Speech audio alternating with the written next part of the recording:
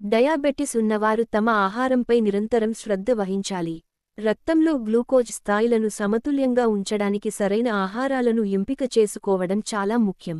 Diabetes ఉన్నవారు తప్పక తినాల్సిన పాలకూర, టమాటా, బ్రకోలీ గురించి ఈ స్టోరీలో పూర్తి వివరాలు తెలుసుకోవచ్చు. అసలు ఈ 3 ఆహారాలు ఎలా షుగర్ని కంట్రోల్ చేస్తాయో తెలుసుకుందాం. తద్వారా మనకు చాలా అవగాహన వస్తుంది. ఈ ఆహారాలు శరీర ఆరోగ్యాన్ని కూడా మెరుగుపరుస్తాయి. పాలకూర గ్లూకోజ్ నియంత్రణకు ఉత్తమం. పాలకూరలో ఫైబర్ పుష్కలంగా ఉంటుంది.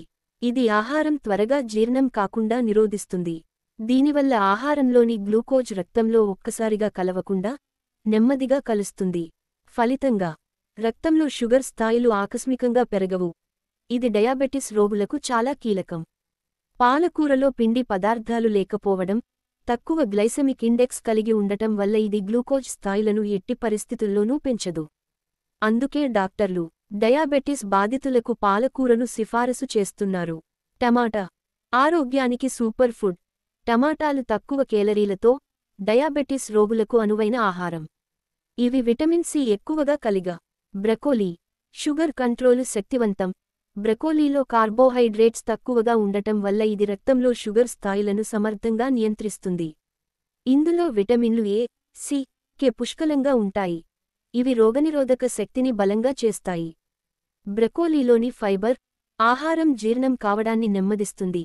దీనివల్ల గ్లూకోజ్ స్థాయిలు ఒక్కసారిగా పెరగవు. అదనంగా బ్రకోలీలోని యాంటీఆక్సిడెంట్స్ గుండె సమస్యలను నివారిస్తాయి. అలాగే శరీరంలో వేడిని తగ్గిస్తాయి. మలబద్ధకం సమస్య ఉన్నవారికి కూడా బ్రకోలీ ఒక అద్భుతమైన ఆప్షన్. ఆహారంలో సమతుల్యత పాటించడం. డయాబెటిస్ రోగులు ఈ 3 ఆహారాలను తమ రోజువారీ డైట్లో చేర్చుకోవడం ద్వారా గ్లూకోజ్ స్థాయిలను సమర్థవంతంగా నియంత్రించవచ్చు. అయితే ఈ ఆహారాలను తినడంతో పాటు సమతుల్య ఆహారం పాటించడం కూడా అవసరం. అధిక కేలరీలు, ప్రాసెస్డ్ ఫుడ్స్, చక్కెర ఎక్కువగా ఉండే ఆహారాలను తగ్గించేయాలి. ఈ 3 ఆహారాలు తక్కువ గ్లైసెమిక్ ఇండెక్స్ కలిగి ఉండటం వల్ల ఇవి రక్తంలో షుగర్ స్థాయిలపై తక్కువ ప్రభావం చూపుతాయి.